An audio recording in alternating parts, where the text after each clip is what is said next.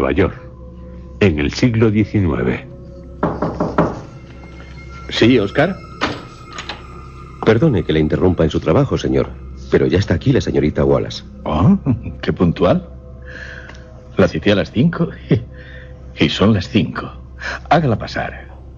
Ah, Oscar, y sírvanos té. Sí, señor. Ahora les traigo el té. Emily Wallace. Una de las firmas más prestigiosas de The Raven Journal. Buenas tardes, señor. Oh, pase, señorita Wallace. Me sorprende. Es joven y muy atractiva. No me la imaginaba así. Le estoy muy agradecido, señorita Wallace, por haber aceptado. El caso me interesa. Se ha dicho que... Se han dicho acerca del caso del señor Valdemar muchas tonterías. ¿También en el Raven Journal? Pues la verdad es que en el periódico en el que usted escribe, señorita Wallace, y espero que no se ofenda por ello... No, no se preocupe. No me ofenderá si me dice que en el Raven Journal también se han dicho muchas tonterías sobre el caso del señor Valdemar. Se lo encargaron al estúpido de Mike Hames, uno de los redactores más torpes. Pero aquí me tiene, dispuesta a escuchar su versión de lo ocurrido. Estoy convencida de que sobre el caso que ahora nos ocupa se ha difundido una historia, digamos, desvirtuada. No lo dude, señorita Wallace. Oh, pero por favor, siéntese. Gracias. ¿Sabrá algo de las teorías de Mesmer? Me temo que no. Y bien, le confieso que estoy impaciente por conocer su versión de los hechos. Perdonen, pero... Sí, Oscar. Sírvanos. A no ser que la señorita Wallace prefiera... Me gusta el té. ¿Sabe quién fue el primero que bebió té? No lo sé. ¿Quién fue? ¿Un japonés? Oh, no. Los japoneses descubrieron el té 2000 años después que los chinos. O sea que fue un chino. Un emperador chino. Hace más de 4000 años, hirviendo agua debajo de un árbol, cayeron en la olla algunas hojas. Las hojas del árbol, que era el árbol del té, dieron al agua un sabor maravilloso. No lo sabía. ¿Y usted, Oscar? Tampoco, señor. Creí que eran los indios los que... La India es el país que más té produce en todo el mundo. En la India y también en la isla de Ceilán, los ingleses crearon grandes plantaciones. Se dice que los ingleses beben más de 2000 tazas de té al año. Oh, interesante. Conste que hasta hace unos meses del té lo único que sabía era cómo beberlo. Tuve que escribir un reportaje sobre el té. Perdone, no estoy aquí para hablarle... Bueno, le agradezco que me haya ilustrado acerca del descubrimiento del té. Soy muy curioso. ¿Y yo? Por lo que ahora espero que sea usted el que me ilustre sobre el tema... ¿Sobre el caso Valdemar? Si no desean otra cosa... Oh, sí, Oscar. Puede retirarse. Gracias, señor. Espero que las pastas sean del agrado de ustedes. Seguro que sí.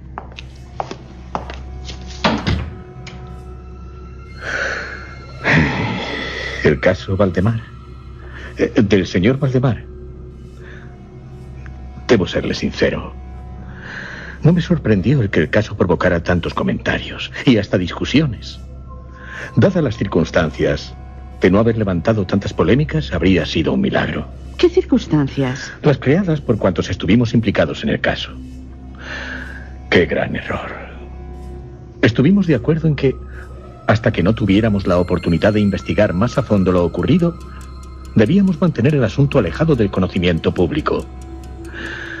Y ya sabe lo que pasó. Lo contrario a lo que nosotros deseábamos. Se difundió entre la gente una historia que, al menos yo, considero espúrea. Una historia no solo falsa, sino también exagerada. Se convirtió en fuente de muchas desagradables tergiversaciones y, como es natural, de profunda incredulidad. Todos los partícipes en el caso somos culpables de ello. Pero el lamentarse no sirve para nada. Así que... ¿Me hizo llamar? Sí, señorita Wallace.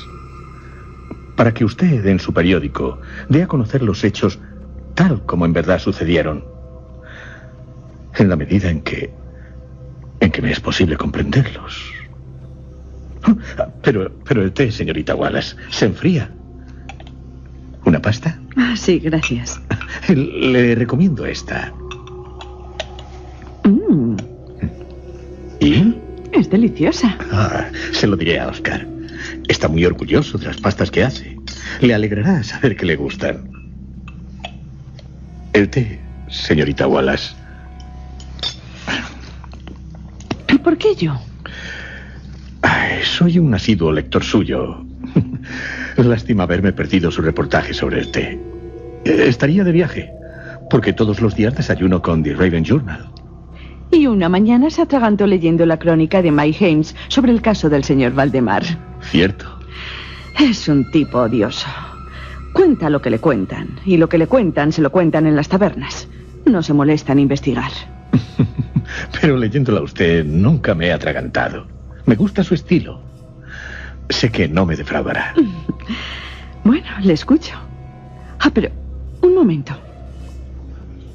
Juraría que guardé... Aquí está. Mi libreta. Tomaré notas. ¿Ya? Sí, ya. Durante los últimos 3 años, más o menos, el mesmerismo atrajo repetidamente mi atención.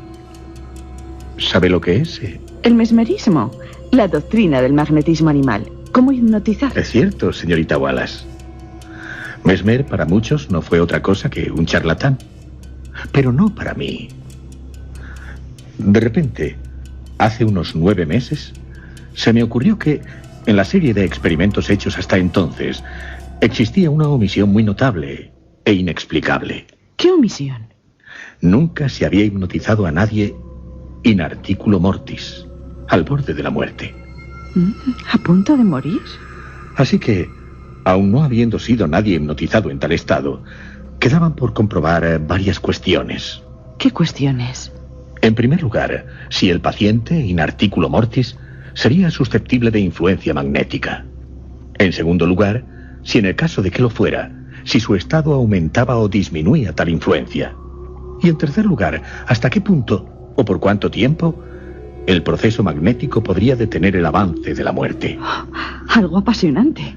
Sí, algo apasionante, desde luego. Quedaban por aclarar otras cuestiones, pero las que más me interesaban eran las que le acabo de decir, sobre todo la última, por la gran importancia que podrían tener sus consecuencias. ¿Y qué hizo?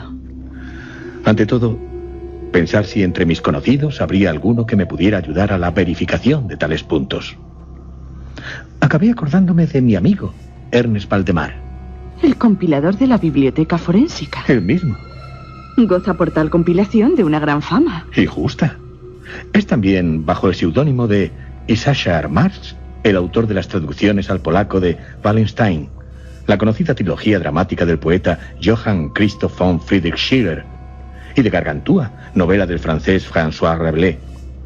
Y el señor Valdemar, desde 1839, residió en Harlem, cerca de aquí, en Nueva York.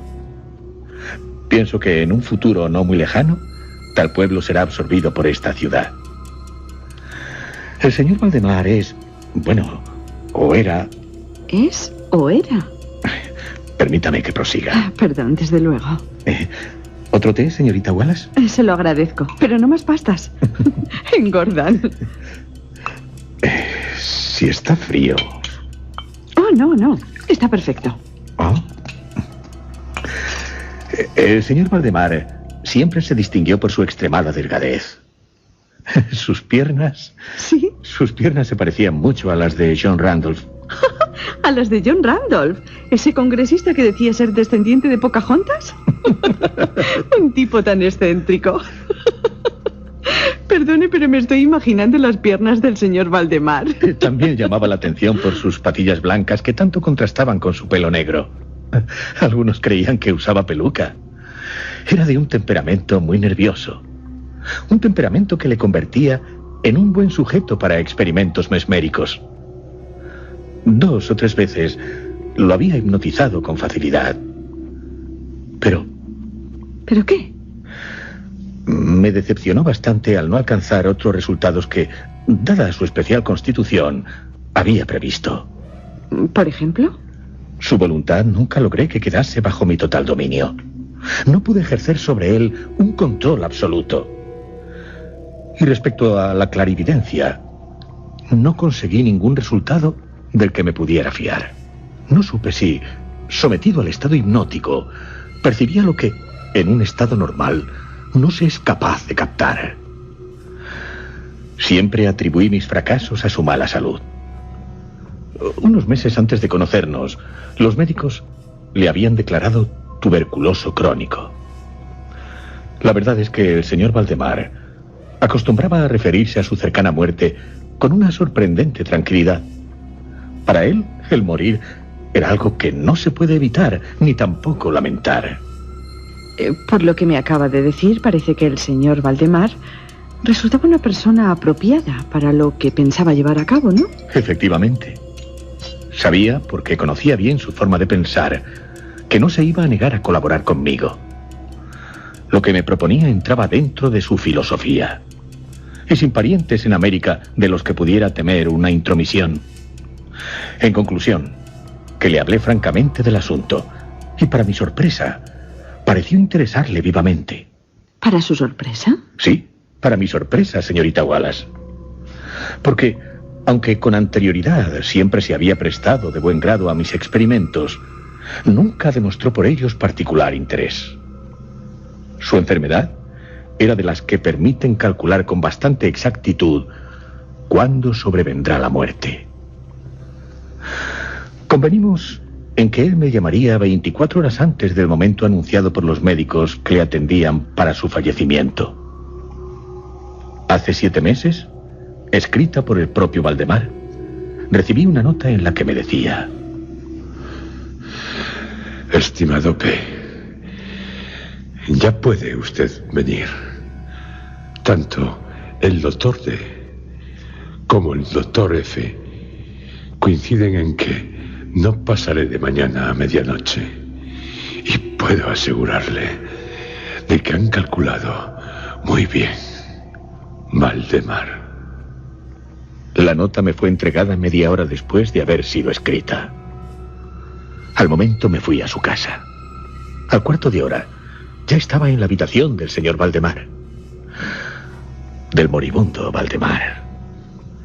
No le había visto desde hacía 10 días y me aterró el espantoso deterioro que en ese tiempo se había producido en él. ¿Qué alteraciones presentaba? Su rostro, señorita Wallace, era de un terrible color plomizo. No había el menor brillo en sus ojos.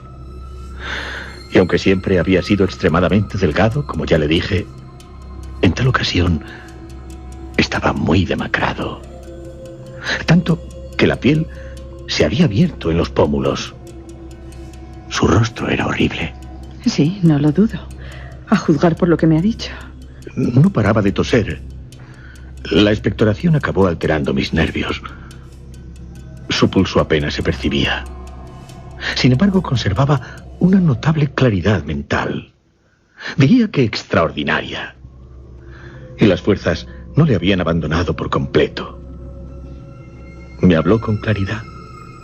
Tomaba, sin necesidad de que nadie le ayudara, algunos calmantes.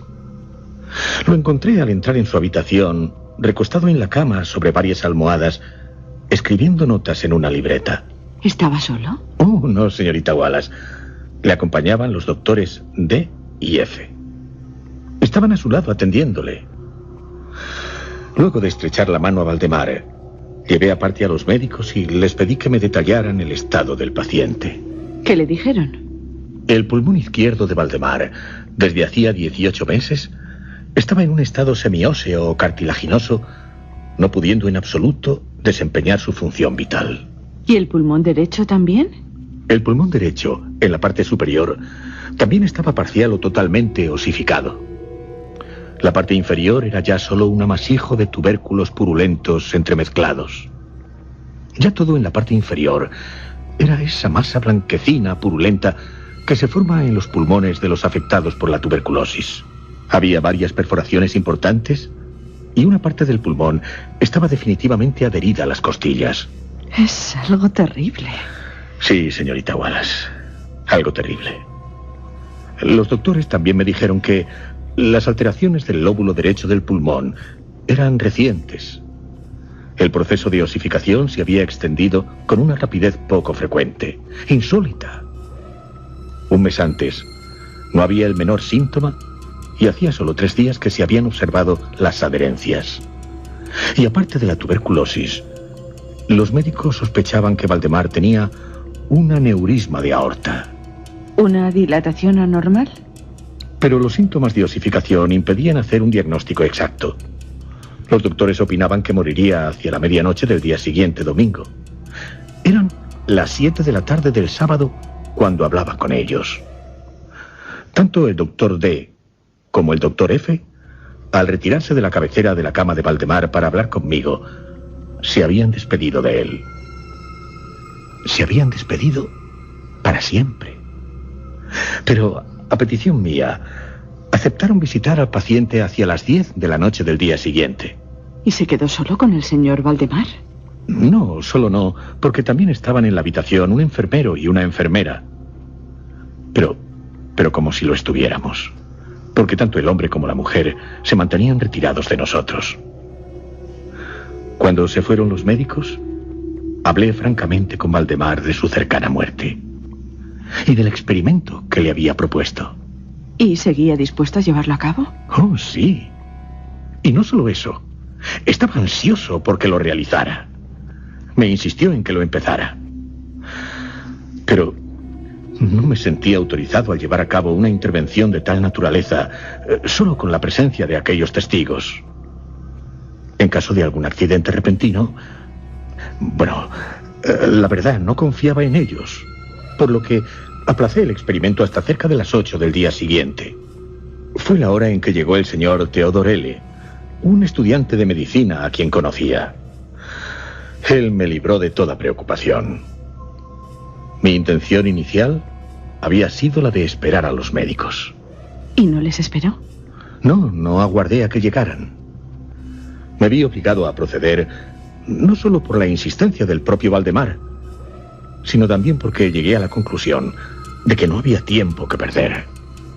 Valdemar empeoraba rápidamente, se consumía. ¿Y qué hizo? Pedí a Theodore que anotara todo cuanto ocurriera. Él accedió amablemente a mi petición. Lo que le voy a relatar a continuación está sacado de sus notas. Notas, unas abreviadas, otras verbatim, palabra por palabra. ¿Podré...? ¿Sí, leerlas? Por supuesto, señorita Wallace. Después se las dejaré. Continúe. La verdad me tiene expectante. Faltaban 5 minutos para las 8, cuando, tomando la mano del paciente, le rogué que manifestara con toda la claridad que le fuera posible al allí presente Theodore L., que estaba dispuesto a que yo le hipnotizara en el estado en que se encontraba. ¿Qué dijo? Su respuesta, aunque débil, pero audible, fue esta. Sí. Quiero ser hipnotizado. Temo que lo haya retrasado demasiado. Retrasado. Me extrañó su comentario. Pero mientras decía tales palabras, yo ya había comenzado a hacer los pases que sabía por anteriores ocasiones que eran los más efectivos con él. ¿Pases? Sí, pases magnéticos. Le ruego que... Bueno, al decir pases, me refiero a los movimientos que son necesarios hacer con las manos para hipnotizar a personas. Ah, ya. Imitan el movimiento que se emplea para imantar el acero. ¿Y eso? Según Mesmer, en quien yo creo, los astros influyen en el cuerpo humano. Los astros ejercen un influjo mutuo entre sí. Y a su vez, como escribió en De Planetorum Influxu in Corpus Humanum sobre el cuerpo humano, llegando a condicionar, modificar su sistema nervioso de una forma semejante a la atracción que el hierro recibe del imán. El cuerpo humano tiene una propiedad similar a la del imán. Mesmer llamó a tal propiedad magnetismo animal. Y a sus pacientes los trató con imanes, hasta que se dio cuenta de que no era el imán lo que curaba a sus pacientes, sino la influencia psíquica que él mismo irradiaba. Por lo que a partir de entonces, en vez de imanes, pasó sus manos por las partes enfermas de sus pacientes. Tales pases son los pases magnéticos. Comprendo. Decía que usted comenzó a hacer unos pases al señor Valdemar. Sí. Y noté enseguida el efecto causado en él por el primer movimiento lateral de mi mano sobre su frente. Pero después, aunque empleé todos mis poderes, no logré otros efectos, o al menos no me resultaron perceptibles hasta después de las 10. Ya habían llegado los doctores de I.F. Les expliqué en pocas palabras cuáles eran mis intenciones. Y como nada objetaron, dado que el señor Valdemar agonizaba, continué el experimento. Cambié los pases laterales por otros verticales y dirigí la mirada directa, fijamente, al ojo derecho de Valdemar. Su pulso ya era casi imperceptible. Su respiración eran estertores a intervalos de medio minuto. Así, durante un cuarto de hora. Al acabar este periodo, un suspiro natural pero muy profundo surgió del pecho del moribundo, cesando la estertórea respiración. Digamos que los estertores no eran perceptibles. No cambió el ritmo de la respiración. Valdemar tenía las manos y los pies como el hielo, totalmente heladas sus extremidades. ¿Y la influencia hipnótica? Fue a las 11:05 cuando percibí signos inequívocos de la influencia mesmérica. ¿Qué señales? Su mirada, vidriosa, adquirió esa expresión desasosegada que es fruto de todo examen interior, algo que jamás se ve sino en casos de hipnotismo. Resulta inconfundible. Unos cuantos pases laterales le hicieron parpadear, como al acercarse al sueño. Palpitaron, le temblaron. Y con otros pases, se los cerré por completo. Sin embargo, no me quedé satisfecho con el estado que presentaba Valdemar, por lo que continué los pases, empleando a fondo mi voluntad, hasta lograr que todos sus miembros quedaran rígidos. Le había colocado con anterioridad en la posición que juzgué le sería más cómoda. Las piernas, los brazos estirados, la cabeza algo levantada. Cuando finalicé con tales pases, ya era medianoche. Pedí a los doctores que examinaran el estado de Valdemar. Tras algunas comprobaciones, admitieron que se hallaba inmerso en un profundo trance hipnótico. Un trance hipnótico bastante insólito. O sea que le sorprendió. Cierto. Y también aumentó la curiosidad que tenían, diría que en grado sumo. El doctor D decidió pasar toda la noche a la cabecera de Valdemar, mientras que el doctor F se retiró prometiendo volver al amanecer. Theodor L, así como los enfermeros, también se quedaron. ¿Qué hicieron? Dejamos descansar al paciente hasta cerca de las 3 de la madrugada. Luego me acerqué a él y le encontré en el mismo estado en que se hallaba al irse el doctor F. El señor Valdemar no había movido ni un dedo. No, cierto, ni un dedo, señorita Wallace. Yacía en la misma posición y su pulso era imperceptible. ¿Respiraba sin esfuerzo? Sí, respiraba tranquilamente, aunque casi de una manera imperceptible. Su respiración, si no se le acercaba un espejo a los labios, no se le notaba. Sus párpados cerrados con naturalidad y sus extremidades tan rígidas y frías como el mármol. Su aspecto debía de ser... ¿Sobrecogedor? No lo crea, señorita Wallace. Su apariencia en general no era precisamente la de la muerte. Al acercarme a él, intenté influir haciendo un ligero esfuerzo sobre su brazo derecho para que así siguiera los movimientos del mío, que movía suavemente sobre su cuerpo. Anteriormente con otros pacientes no lo había logrado. Y la verdad es que con Valdemar tampoco pensaba que lo lograría. Pero para mi asombro, su brazo seguía, débil pero seguro, el movimiento que hacía el mío. Decidí decirle algo. Señor Valdemar, ¿duerme usted? No responde. Pero en los labios, sí. En sus labios hay un ligero temblor, como si quisiera quisiera... Señor Valdemar, ¿está dormido? Los labios le siguen temblando. Señor Valdemar, ¿duerme usted? Su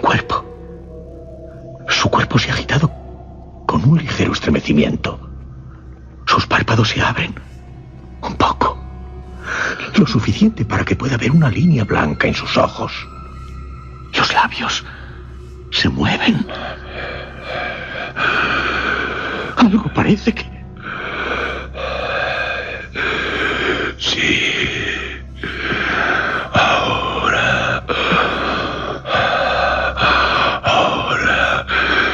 estoy dormido.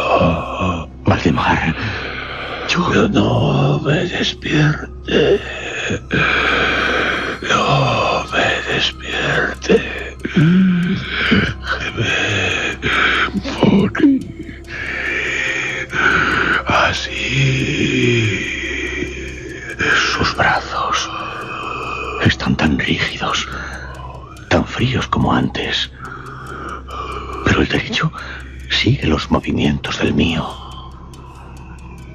Señor Valdemar, ahora sigue sintiendo dolor en el pecho.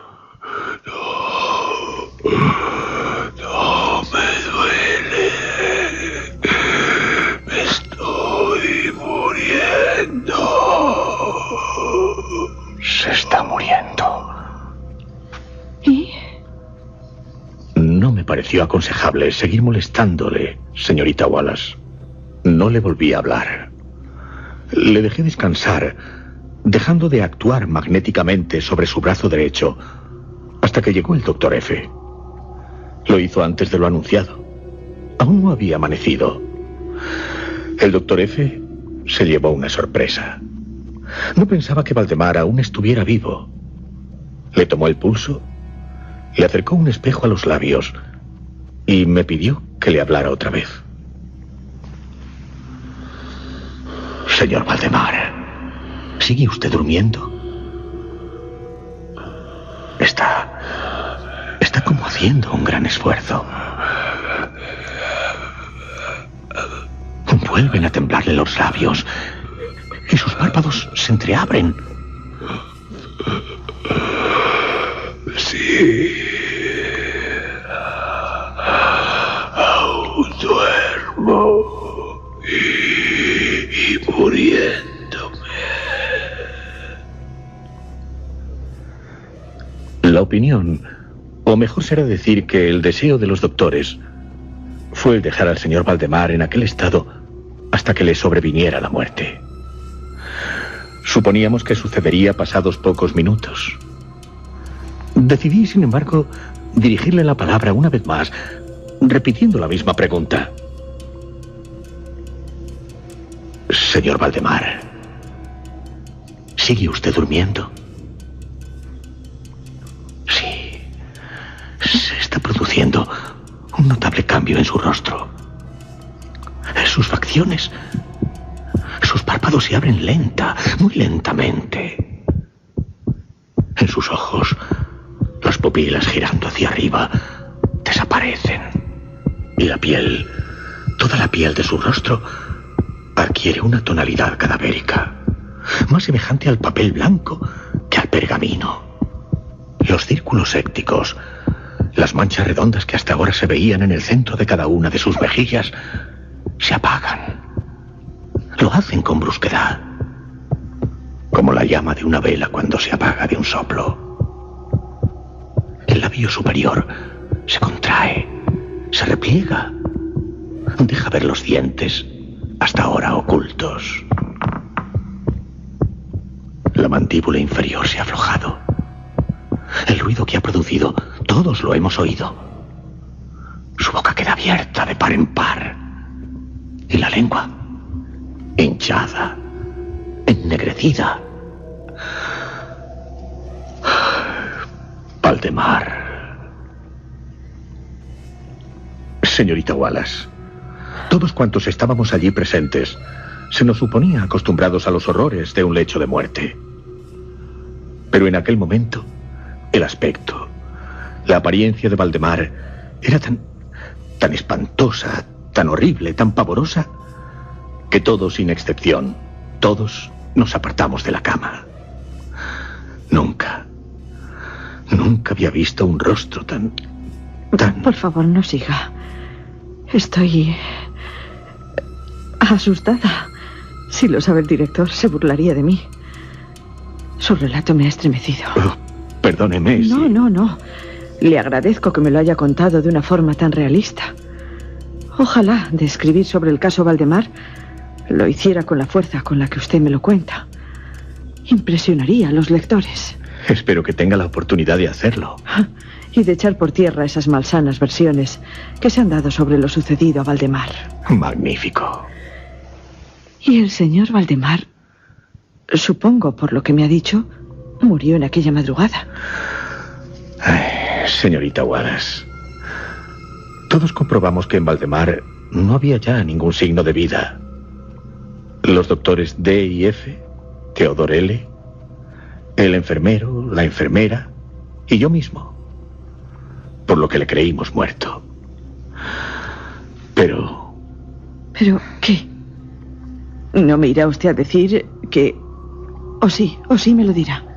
No sé, señorita Wallace. No sé si usted me creerá. ¿Y por qué no había de creerle? Es que lo que ocurrió seguro que la asombrará. La asombrará en caso de que no se muestre incrédula. Temo que... Se lo ruego, continúe. Usted confía en mí y yo confío en usted. ¿De acuerdo? De acuerdo, señorita Wallace. Y si... También considero que mi deber es continuar contándole la historia, la verdadera historia de lo que pasó en casa del señor Valdemar. Íbamos a confiarlo, convencidos de que había muerto, a los enfermeros. Fue cuando, disponiéndonos a salir de la habitación, oímos algo a nuestras espaldas. Algo horrible. Algo que nos dejó paralizados. ¿Qué ha sido eso? ¿Qué ha sido eso?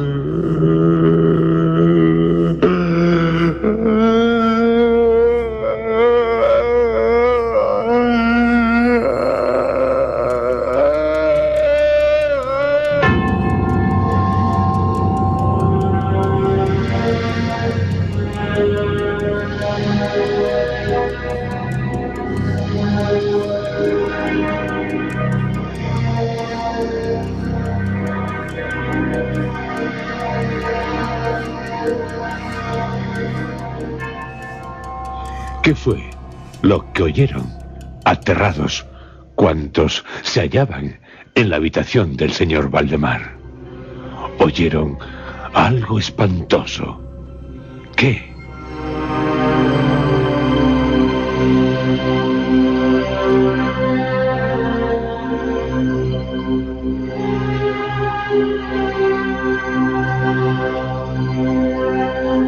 Si usted se atreve, lo sabrá en nuestro próximo programa, como también sabrá la verdad, toda la verdad, sobre el caso del señor Valdemar.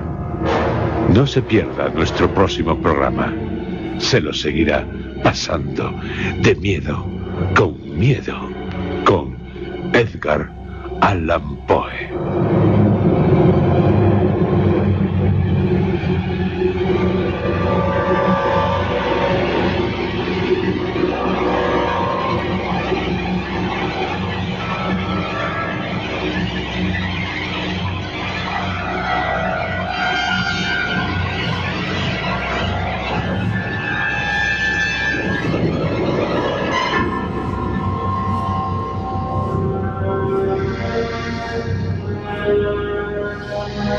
Y es que la verdad sobre el caso del señor Valdemar es uno de los relatos más macabros de Poe.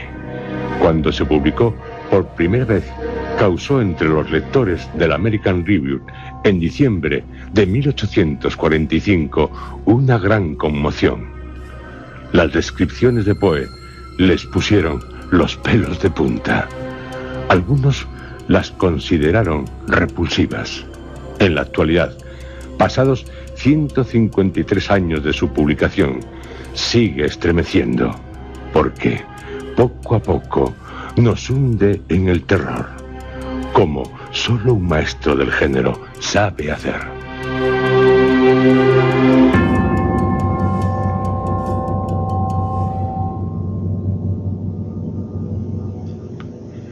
En este relato, la verdad sobre el caso del señor Valdemar, queda patente una de las grandes preocupaciones de Poe: la no muerte de los muertos.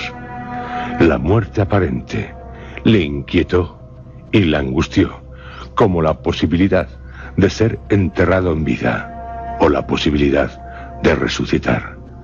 Temáticas que, tras Poe, cultivaron muchos autores, pero la verdad sobre el caso del señor Valdemar es inigualable. Resulta, ante todo, veraz, tanto que, como ya les hemos dicho, no pocos creyeron que se trataba de un caso real.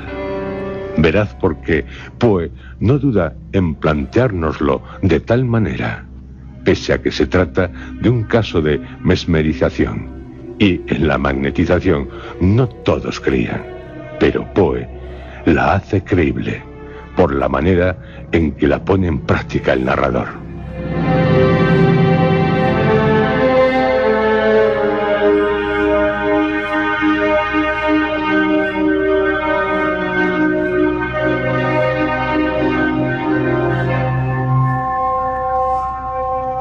Los pases magnéticos, las preguntas que hace al señor Valdemar, los síntomas que presenta, ahí está el secreto de Poe: hacer la ficción real una aterradora realidad a la que usted, todos, estamos viviendo. Sí, ¿qué oyeron cuantos estaban en la habitación de Valdemar? Algo como una vibración horrible, un sonido procedente ¿de dónde? Porque el señor Valdemar había muerto. No tenía ningún signo de vida. Oh, no era así.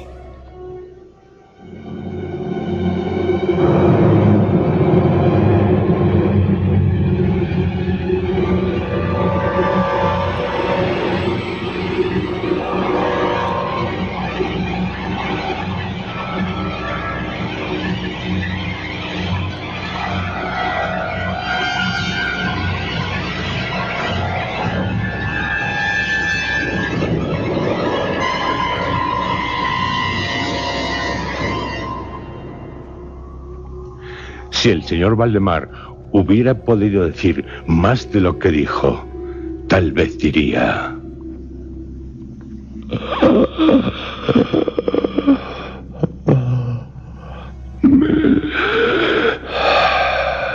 me estoy hundiendo en un abismo negro, muy negro. Ni una mota de luz, ni el más leve sonido. La experiencia a la que accedí someterme in articulo mortis al borde de la muerte es algo horrible. Vivir sin vivir, morir sin morir y seguir hundiéndome en un abismo eterno. No. Y en ese abismo le veo a usted.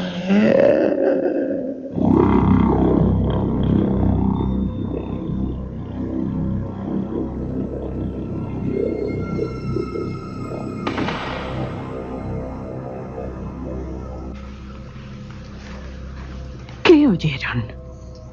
Algo horrible. Algo que nos dejó paralizados. ¿Qué ha sido eso? ¿Qué ha sido eso? ¿Qué es eso? Es algo espantoso.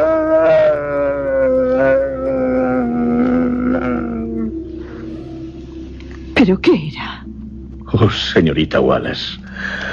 Su lengua, hinchada y negruzca, vibraba. ¿Vibraba, dice? Oh, sí, se lo aseguro. Puede que la vibración durara 1 minuto. Con certeza no lo sé. Después, de las mandíbulas abiertas e inmóviles de Valdemar, surgió una voz que... sería por mi parte una locura intentar describirla.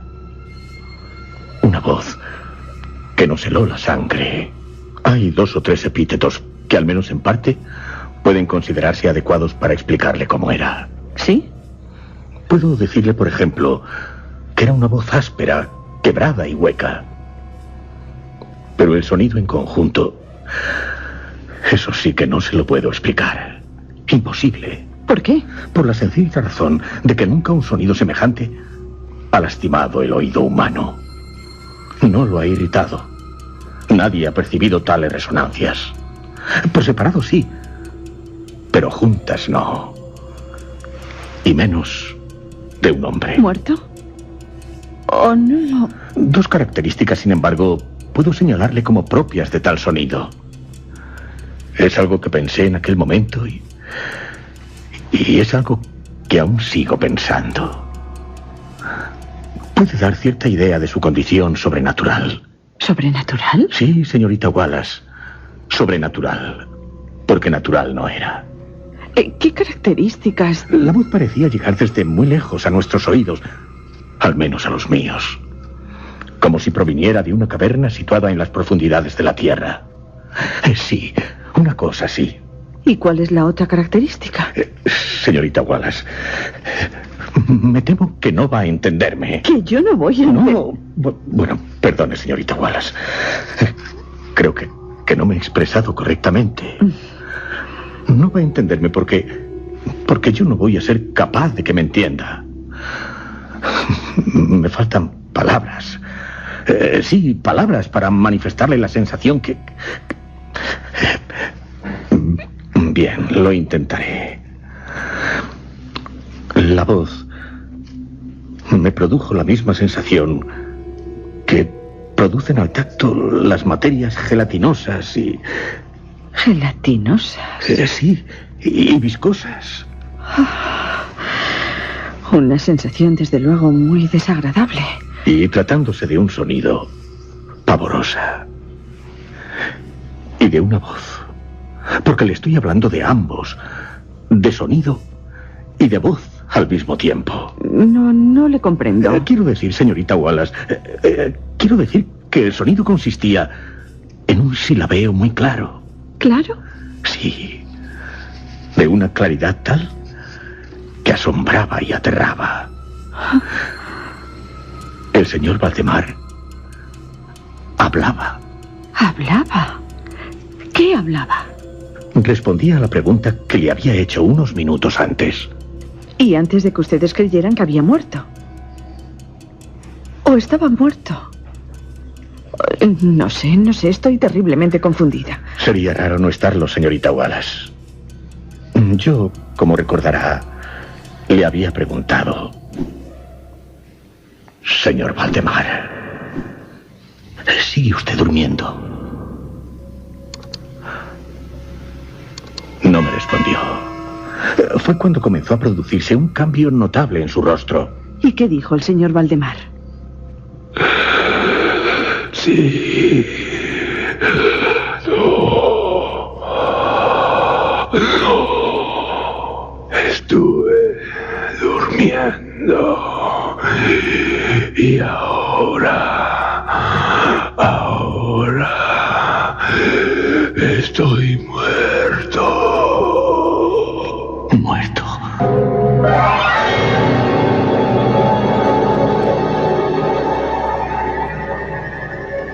Eso fue lo que dijo, señorita Wallace. que estaba muerto.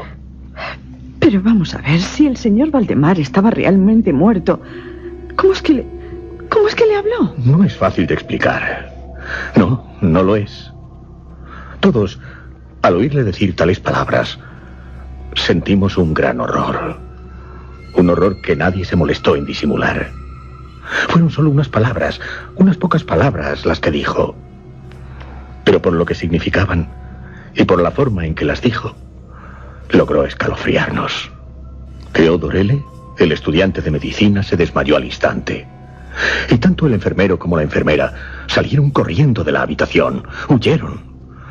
No hubo forma de convencerles para que regresaran. Supongo que la actitud de ellos no le extrañaría ni a usted ni a los doctores. Oh, desde luego que no, señorita Wallace. Si yo le dijera lo que sentí... ¿Qué?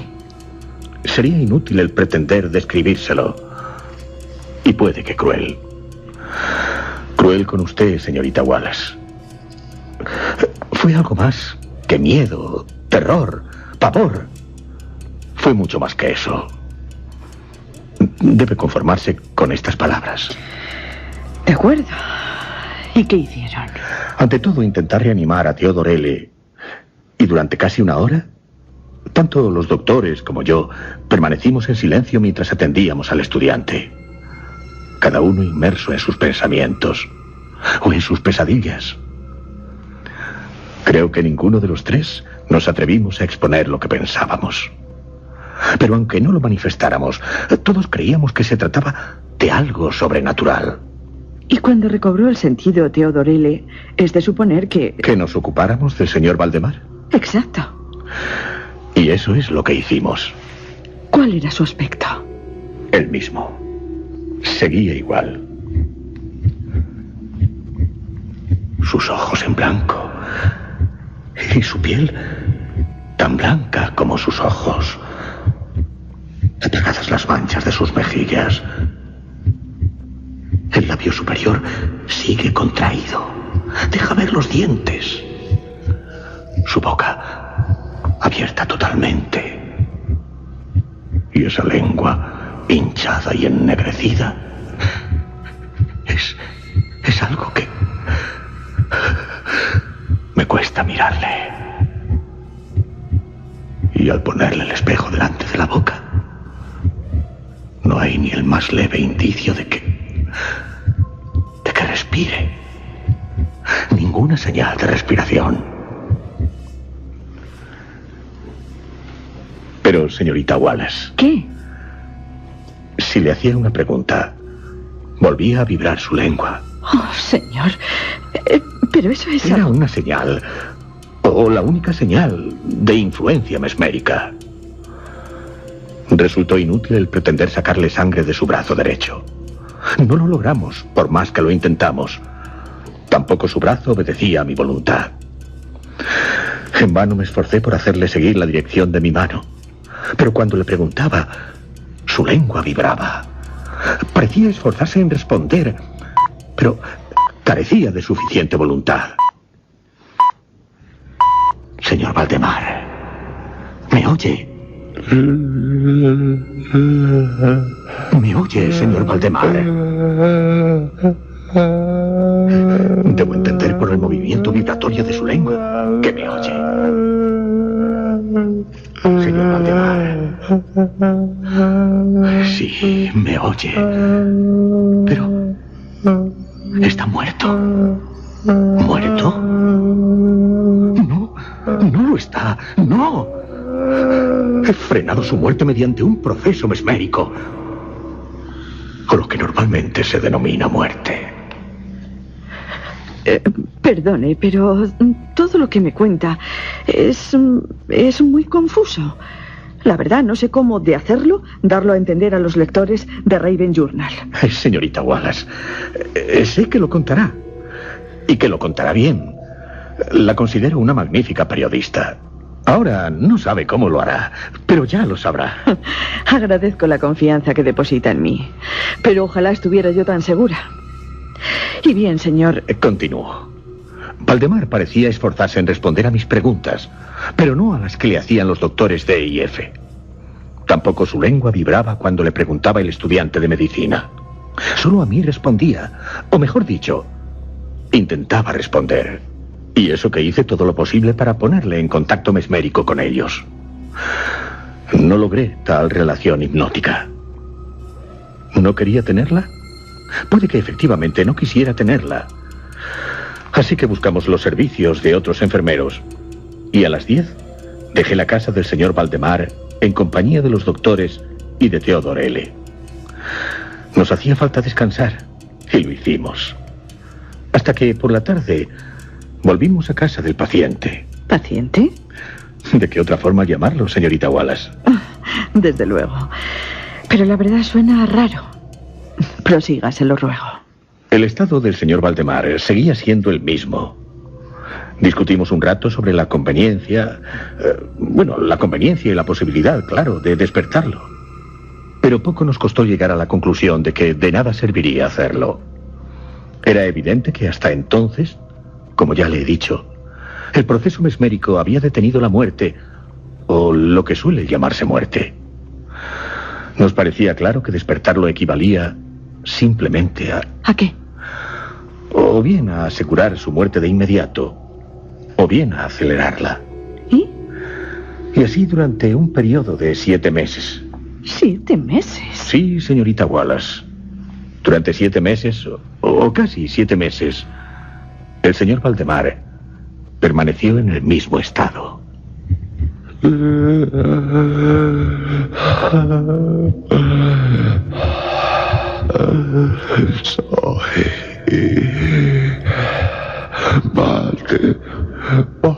Valdemar.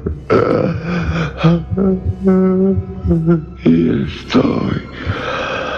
estoy muerto.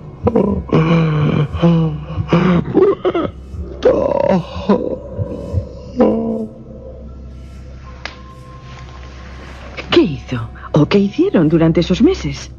Le visitamos a diario. Algunas veces acompañados por otros médicos o alguna amistad. Los enfermeros le atendían constantemente. Hasta que a finales de la semana pasada... ¿Se decidieron a hacer algo más? Sí.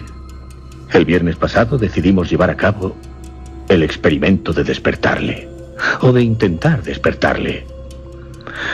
Es muy posible que el resultado de tal experimento, el desafortunado resultado, fuera lo que levantó tanta discusión, tanta polémica en círculos privados. Y no tan privados. Cierto, señorita Wallace. La reacción popular ante tal experimento...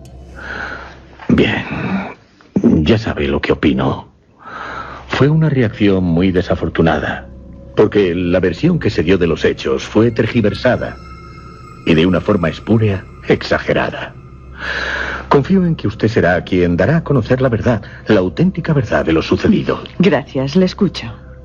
El viernes pasado, con el propósito de sacar al señor Valdemar del trance hipnótico, hice los pases habituales para ello. Con tales pases, los mesmerizados despiertan.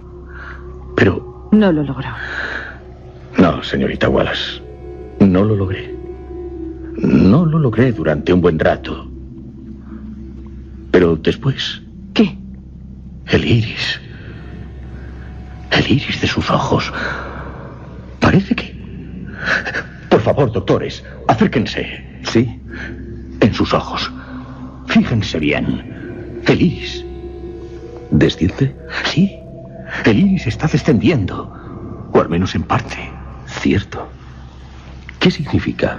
Lo considero un indicio de la reanimación del señor Valdemar. De su retorno a la vida. Sí, de su retorno a la vida. Y ahora, el descenso de la pupila se acompaña de una supuración. Es un abundante flujo de icor amarillento. Icor. El líquido que supuran algunas úlceras. Es muy desagradable. Sí. Su olor es harto repulsivo. Pero no deja de ser otro indicio de su reanimación.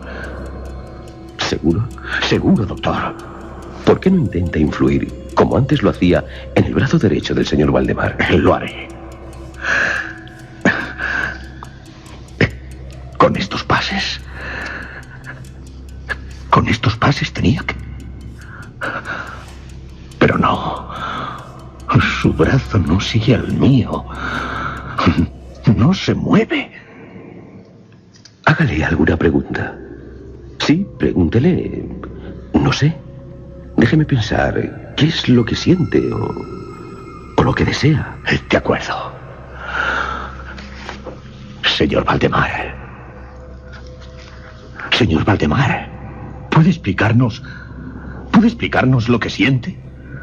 ¿Lo que siente y lo que desea? Lo que siente y desea, señor Valdemar. Parece que... Miren. ¿Qué es? Vuelve el color a sus mejillas. Se están marcando los círculos étnicos. Y su lengua vibra. Señor Valdemar, repito, ¿puede explicarnos lo que siente y lo que desea? La lengua. Su lengua tiembla. Gira violentamente en la boca, aunque la mandíbula y los labios siguen rígidos. Está como rodando. ¿Qué está haciendo? Intentar hablar. Es horrible.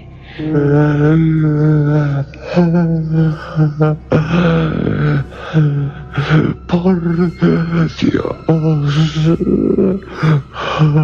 por amor de Dios, pronto. ¿Pronto qué? ¿Qué, señor Valdemar? Dese prisa. Hágame dormir. Hágame dormir. Oh, despiérteme. Oh, despiérteme. Pronto. Le digo que estoy muerto. Le digo que estoy muerto. Haga algo. Yo no sé qué puedo hacer. Pronto. Ha dicho que está muerto. Señor Valdemar. Muerto. No, debe calmarse. Siga mis manos sobre su cuerpo.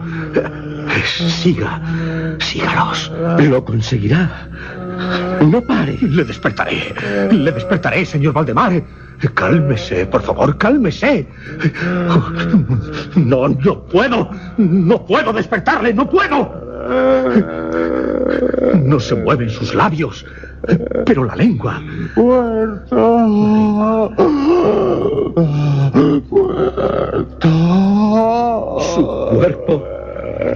Su cuerpo se está encogiendo. Se contrae. Se deshace. Entre mis manos. Se deshace entre mis manos. Se pudre. Esto es... Sobre la cama solo hay una masa líquida. Una masa de repugnante, de abominable putrefacción. Solo queda esta asquerosidad de Valdemar.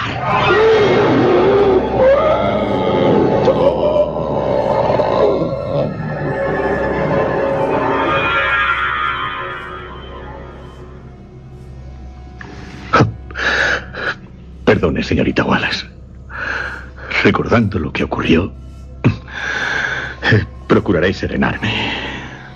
Increíble. Pero cierto, se lo aseguro. Eso fue en verdad lo que ocurrió. Eso. Solo eso. ¿Solo eso? Algo horrible. Cada vez que recuerdo aquellas últimas palabras suyas. Dese prisa. Hágame dormir. Hágame dormir. Oh, despiérteme. Oh, despiérteme pronto. Le digo que estoy muerto. Le digo que estoy muerto. Sí. Cada vez que la recuerdo, siento un espantoso escalofrío. Puede que con el paso del tiempo logre olvidarlas. Aunque me temo. Me temo que no. Y yo creo que tampoco nunca podré olvidar cuanto me ha contado. Y puede que tampoco quienes lean lo que escribiré sobre el caso en el The Raven Journal. Aunque ahora me pregunto cómo contarlo. Lo único que sé es cómo titular mi artículo. La verdad sobre el caso del señor Valdemar.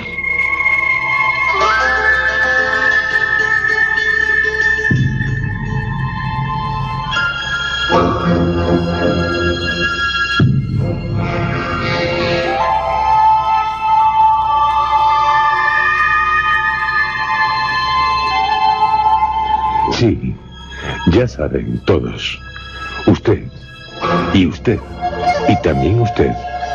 La verdad. La verdad sobre un espantoso caso. El del señor Valdemar. Uno de los relatos más aterradores de Edgar Allan Poe, de quien dijo Howard Phillips Lovecraft. Poe hizo lo que ningún otro había hecho, ni podía haber hecho.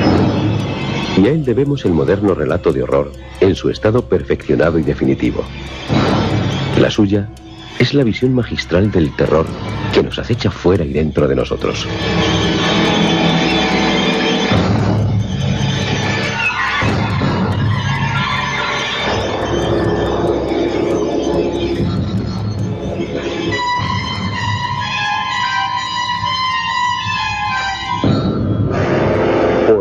Como ya les hemos dicho, en 1844, un año antes de sorprender a los lectores del American Review, había publicado otro relato sobre la pseudociencia de Mesmer, Revelación Mesmérica. De Banquir, su personaje, nos dice George Walter en su biografía de Poe. Solo desea someterse a la experiencia con el objetivo de ser adecuadamente interrogado por el magnetizador. Según su convicción, solo en estado de sonambulismo será capaz de dar las respuestas claras que en estado de vigilia solo serían sentimientos difusos. Se reconoce ahí toda una dialéctica poesca. Y como en realidad es el autor quien plantea las preguntas a su personaje, se trata nada menos que de la existencia de Dios y de la inmortalidad del alma. Una vez dormido e interrogado, Mankir experimenta la realidad de una futura encarnación a la vez individual y absorbida por Dios.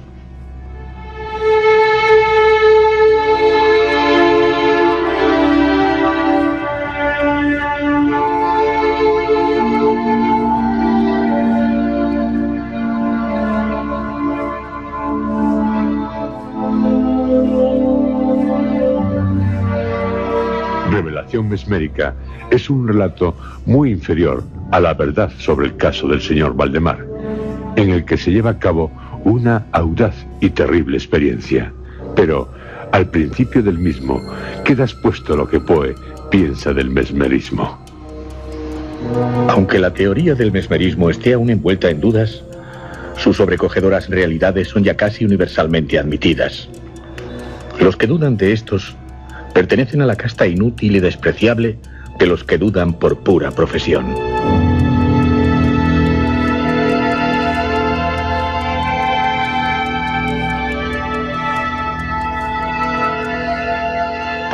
No creería ciegamente en el mesmerismo, pero lo que sí está claro es que le interesó.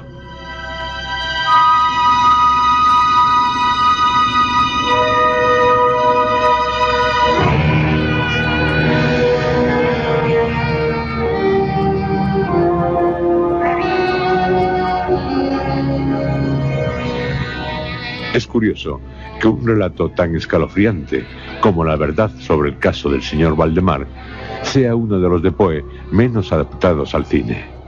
Destaca la versión, con guión de Richard Matheson, que dirigió Roger Corman en 1962. Se trata de uno de los sketches de la película Historias de terror, basada en cuentos de Poe. El último. Le anteceden, y por este orden, Morella y el gato negro, síntesis del relato así titulado y de El barril del amontillado. En mi opinión, el mejor de los tres es el del señor Valdemar. El sketch se inicia con una inquietante pregunta, mientras unas gruesas gotas de sangre van formando una mancha.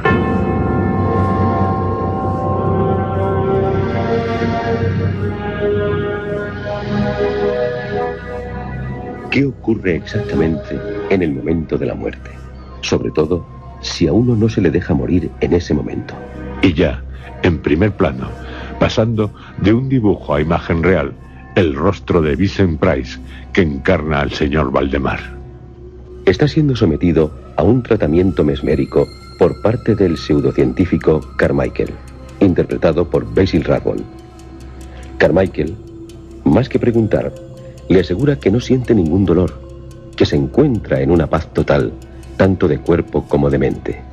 Valdemar, siguiendo los pases mesméricos de Carmichael, con un foco ante su rostro que cambia constantemente de colores, le responde afirmativamente.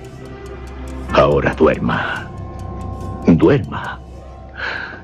Y cuando mi mano haya pasado ante su frente, despierte. Y Valdemar saldrá del estado mesmérico en el que se encontraba.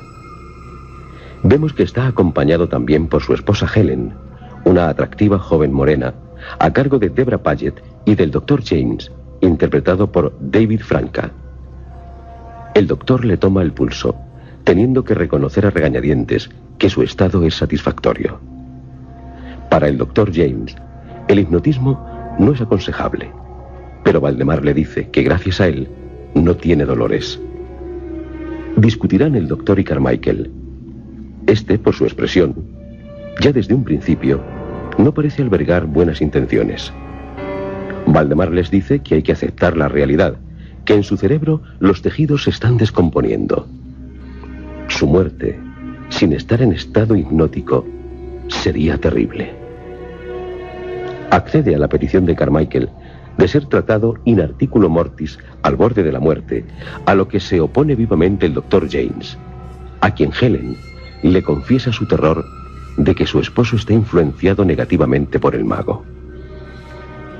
Llegado el momento de la agonía, sometido Valdemar al tratamiento mesmérico, cuando éste le pregunta dónde está, acabará respondiendo: Oscuridad. Todo es oscuridad. No veo más que tinieblas, y entre ellas una multitud de personas. No, no, déjeme libre. No. ¡Cállese! Déjeme libre. Le dejaré libre cuando haya terminado. Carmichael no solo se propone el saber hasta dónde puede llegar el influjo mesmérico en una persona al borde de la muerte. También desea que cuando Valdemar se muera, su esposa Helen no se case con el Dr. James, lo que antes Valdemar aceptaba con agrado, dada la bondad del joven y el aprecio que le tiene, y sí con él, haciéndose también con sus propiedades. Pero Valdemar, ya con el rostro cuarteado, inmóvil en el lecho, le desbaratará sus planes. Se incorporará de la cama al tratar violentamente Carmichael a Helen, y avanzando amenazadoramente hacia él, mientras se va descomponiendo, acabará dándole muerte. El doctor, que se disponía a irse, vuelve precipitadamente a la habitación tras oír unos gritos. Se encontrará con Helen desmayada y con una masa repugnante, lo que queda de Valdemar, sobre el cadáver. Siempre entra y sale como una sombra. Ninguna mujer igualó la belleza de su rostro. Es aérea, arrebatadora, ligera, elástica. Señor Valdemar, según nos contó quien lo sometió a su influencia magnética, el señor Valdemar se encogió, se deshizo, se pudrió entre sus manos. Del señor Valdemar solo quedó una masa casi líquida, una masa repugnante, de abominable putrefacción. Solo quedó, según el magnetizador, una asquerosidad.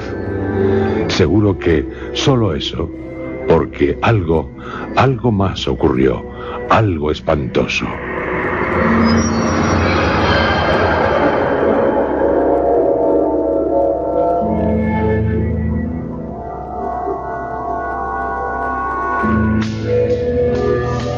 El magnetizador, tras relatar a la periodista lo que en verdad había sucedido en el caso del señor Valdemar, y una vez que ella se fue a la redacción, cenó frugalmente y se retiró en su despacho a leer una antigua obra sobre el poder de la mente. No podía imaginarse que él, sí, él, no solo el señor Valdemar, también acabaría siendo noticia.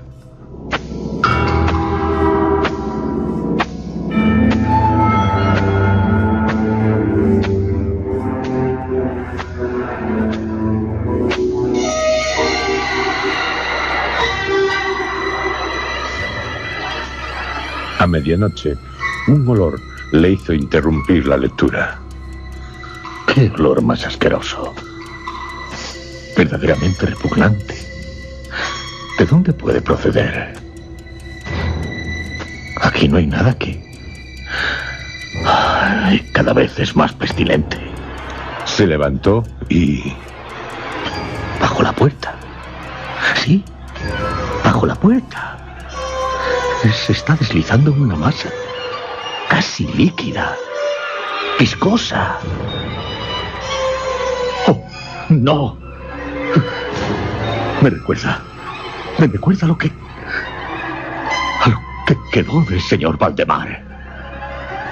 Pero eso no puede ser. ¡Qué locura! El señor Valdemar. Una alucinación mía. Solo eso. Pero avanza hacia mí. Soy Valdemar, una masa hedionda, pero mi mente está viva y dispuesta a magnetizarle, a que venga al horrible mundo en el que me ha hundido. No. Sí, usted será como yo. Estará vivo sin vivir, muerto sin morir. Míreme bien, fije sus ojos en mí. Así le haré agonizar y después será como yo, como Valdemar, para siempre.